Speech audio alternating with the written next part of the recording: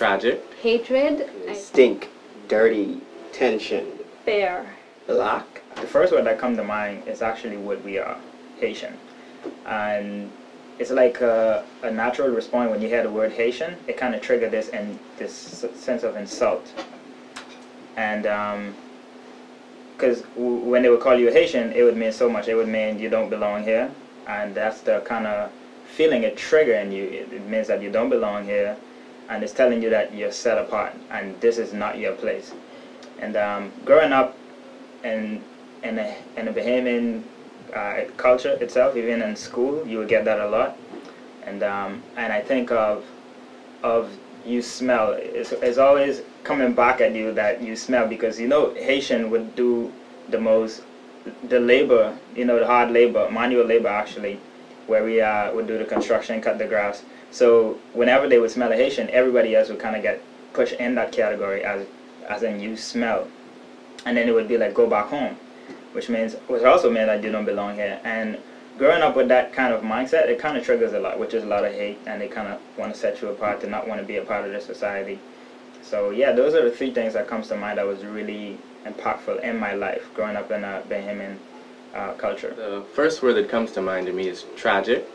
I feel as though it is very unfortunate, the interaction that we have with Haitians in our society. I sit here and it's kind of, I'm stuttering, or I'm trying to think, because I'm trying to think of positive words to say, but I honestly can't. The idea of the Bahamian and the Haitian interaction, I don't see much positivity going on. However, I do believe there is a potential for a positivity, as in most cases, most negative cases, there's potential.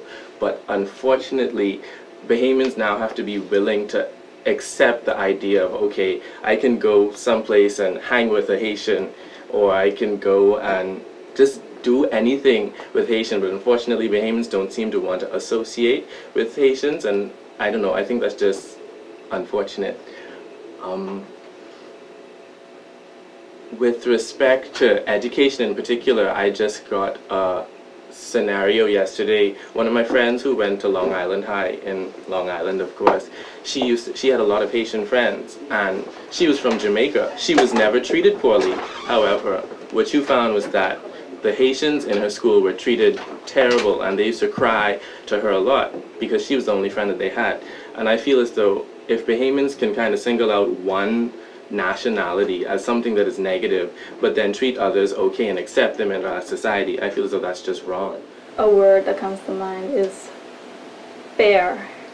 I think Bahamians are afraid of becoming like the Haitians, or they look at the Haitians and they look at the way they live in Haiti and how things aren't as great as they should be. They're afraid that if the Haitians continue to come here, that the Bahamas will become much like Haiti. And I think we're all afraid, if we're being honest. We're all afraid that the worst is going to happen. But it's important to think of everybody as humans first, and to accept them as people, not as people coming to take over, but people trying to make themselves better, or make a living for themselves, or help their families. It's hard. It is hard because we're a very small country. We're a very small group of people, and we're trying to still exist in our own country. But we have to. They're not going anywhere, so we have to try and make it better for ourselves. If we're going to be selfish about it, we should think that if we want ourselves to survive, we have to open ourselves up to other people, Haitians included. So, I mean, you think about the Bahamian motto, forward, upward, onward, together. We got to do that. It's the best thing to do.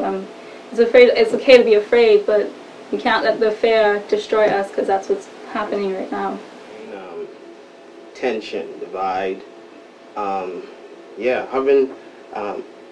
I mean, being as one that, I'm actually of Haitian descent. Both of my parents are Haitian. I was born here, raised here, I live here. So I can definitely talk about the experience, not just from somebody who's outside looking in, but somebody who's inside, somebody who's experiencing what's happening. I think when I look at it, to kind of use flourish to word it, it's a nuance of racism. I think when we think about the history, we put history in perspective. I think it's this hate that people learn. You know, I think when you look at Haiti and what they did, and they're still paying for what they did in 1804, and everyone is basically, you know, pushing them aside. The DR, you know, European nations, the U.S., and then here in the Bahamas, it's like that too. You know what I mean? What's interesting is, and then this is no disrespect to the country of the Bahamas and Bahamians. It's a great country, but when you look at history, I mean, the indigenous people to this country are all dead. I mean, they ain't running around the place no more, thanks to European influence. And so it's kind of, I mean, you could say that the Bahamas is no pedigree nation. You know, we were all brought here, you know? And so I find it interesting that, you know, you could have very much well been on the same ship with somebody, but then because you got dropped off at a different location, a couple years later, you know, like, you know, I'm better than you, or, you know what I mean? You know, I think it borrows from this, like I heard from this man one time, pigmentocracy. You know, like this, yeah, this, you know, levels of betterness, if I could use that word, within the black, within us being black. So yeah, that's some of the things I think about when I think about the relationships between Haitians and Bahamians. Hopefully it gets better, but in the wake of new policies, I think these things are just creating a greater divide. And yeah. So is black and color, basically, because we view people, I think it's a mentality with color. The darker the color, the more, let's say, the more, I don't want to say Haitian, because it moves beyond Haitian Bahamian. The darker a person is, the more they're perceived to be as a no good type of person. They get treated differently as opposed to somebody who has a lighter color. And I feel like when people think about Haitians, that's what they see. They see the black color, and then they attach that stigma that black is bad, black is ugly, black is all this different type of things. As opposed to you have Haitians, right? And people view them as a bigger problem as to say Jamaicans, as to say Cubans, as to say all these other type of things. Because in your mind, when you think about Haitian or when you think about Jamaican, in my mind, honestly, I feel like Haitians are darker than Jamaicans. I already have that thing, and I guess that's how I was brought up, I was conditioned. Grew up in a home where your parents didn't really want you to associate with Haitians because of, you know, the stigma attached to them and whatnot, and how they were no good and whatnot. And although Bahamians are threatened by, and I'm supposed to be focusing on Haitians, but by foreigners in general, as in they'll be taking up all the jobs and whatnot. And I don't think that we should have that mentality, because if you have it, if you are not safe, if you are not down or at fault or something like that, if you're not lacking, then you should not be worrying about somebody's coming to take my job, because if you have the skills and whatnot, then you're set. You shouldn't be worrying about other people just because they have the same skills. It's going to be competition. Yes, there'll be competition, but you shouldn't have to worry about foreigners or Haitians taking jobs in the Bahamas because you feel as though that's all they're coming here to do. My thing is, if we had a last man in Fox Hill prison, if we as a people were more, if we had it. I mean, obviously we don't have it if we're afraid of them coming in and taking our jobs and whatever and all of that. So I guess I'm just gonna leave it there. But anyway, on the other side, when I think about Haitians, I think about resilience, really. I think about, like, they're really good people, because if you imagine what Haitians go through, Bahamians could never go through. Bahamians cannot go through traveling from their country, Haiti, across the waters, on the choppy waters, on, gonna be a little ignorant here, on a door or a little ding boat or whatever, and get here safely and get into the country.